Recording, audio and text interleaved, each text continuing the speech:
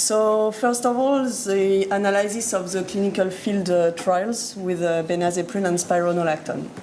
In this study, there were 221 dogs which were randomized to be treated with either spironolactone or placebo.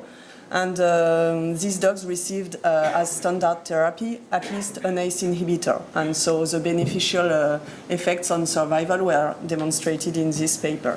From this study, we took the sample of dogs which received benazepril at 0.25 to 0.5 milligram per kg benazepril, and we analyzed the data from only this sample of dogs.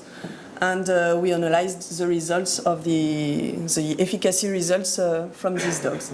So finally, there were two study treatments: the benazepril spironolactone group receiving benazepril at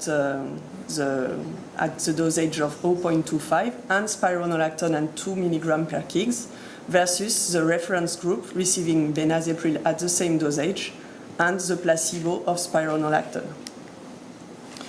The efficacy assessment criteria were similar to the Bernays paper. The analyzed population comprised 80 dogs, equally distributed between groups. They were recruited by 17 investigators in 4 European countries, mainly from Germany, then France, Belgium, and Italy.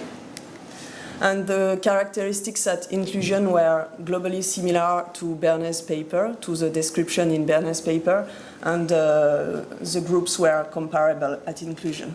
We switched to the results part. For primary endpoints, as you can see for the survival analysis, and actually there was a significant difference between groups in favor of the benazepril spironolactone group for the 3 tests. So whether it is on cardiac mortality or cardiac morbidity mortality, we had fewer events, a reduction in the risk of events, which you can see here, and an increased survival as evidenced by the log-rank test in the spironolactone benazepril group versus the reference group. So here I'm showing the survival curve for cardiac morbidity mortality. So you can see that the events appear quickly, earlier and in a greater extent in the reference group compared to the spironolactone benazepril group, and the difference is significant. So here is the analysis of clinical signs. So it's a time to event analysis, meaning that, for example, here it's the deterioration of cough during normal activity. So at each time there is a step here. It means that one dog deteriorates its score of cough. As you can see in the reference group here in black, there is the deterioration is quicker than in the spironolactone benazepril group. This is an example for deterioration, and here is an example for improvement. So here it's improvement of activity. So at each time there is a step. It means that one dog improves its score of activity. Here we can see that in the benazepril spironolactone group, the improvement is quicker than in the reference group, and the difference is significant.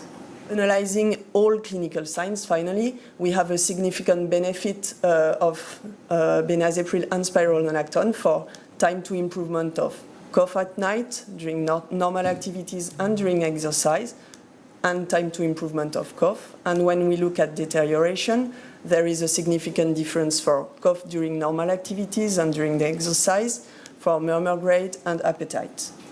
As a conclusion from this study, we can say that the association of benazepril and spironolactone at respective doses of 0.25 milligram per kg and 2 milligram per kg increased the life expectancy of dogs with heart failure, as assessed by the reduction of risk of cardiac mortality and cardiac morbidity mortality, respectively, by 89% and 68%, and also provided a better quality of life, as you could see from the more rapid improvement of cough and activity and the slower degradation of cough, murmur, and appetite.